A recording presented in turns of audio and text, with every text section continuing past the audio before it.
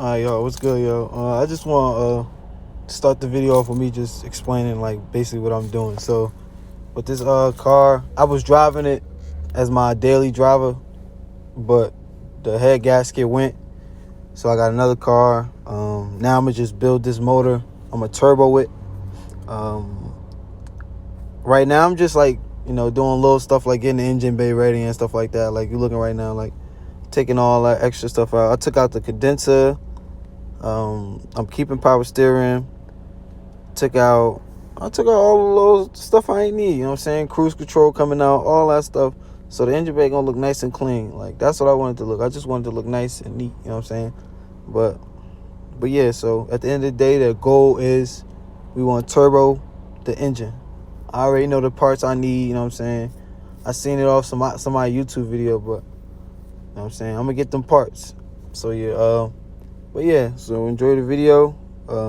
Any questions or comments, you want to ask me anything about what I'm doing, you want to help, hit me up. You know what I'm saying? It's your boy Mel. I'm out.